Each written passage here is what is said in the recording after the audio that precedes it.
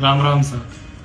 आज अपन बात करेंगे कलंगी व सिरमौर के बारे में। जब भी विवाह शादियों में कलंगी का जिक्र होता है तब कलंगी के बारे में अलग अलग शब्द उपयोग में लिए जाते हैं कि वो साफा मत लगाओ और टावर देवारो या नेटवर्क दे दो साथ। ये शब्द कलंगी के लिए नहीं बने। कलंगी आन बान शान व वीरता का प्रतीक है।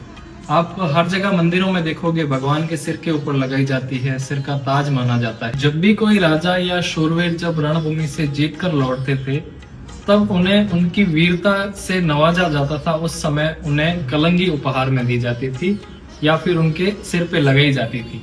तो यह एक सम्मान व वीरता का प्रतीक भी है। तो बेनराजा भी एक दिन का राजा कहा जाता है। कलंगी उनके सिर पे इसलिए लगाई जाती है कि कलंगी उस बेनराजा के शान को दर्शाती है।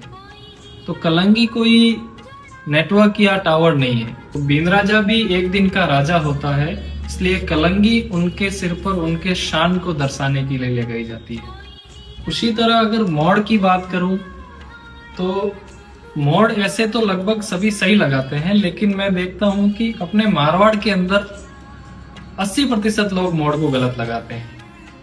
मोड़ जो होता है वो राइट साइड में लगता है दूल्हे के और दुल्हन के लेफ्ट साइड में लगता है। कहा जाता है कि मोड़ एक सहरे का काम करता है, जिसे हिंदी में या उर्दू में कहूँ तो सहरा कहते हैं, और अपने राजस्थान में इसे हमेशा ही मोड़ कहा गया है।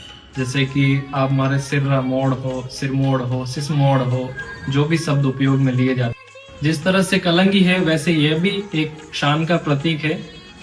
जब बींद के यहाँ पे लगाया जाता है राइट साइड में और बींदनी के जो होता है वो लेफ्ट साइड में लगता है, तो दोनों जब पास पास में बैठते हैं तो एक दूसरे को उनका चेहरा ना दिखाई दे, इसलिए यह उपयोग में लिया जाता है।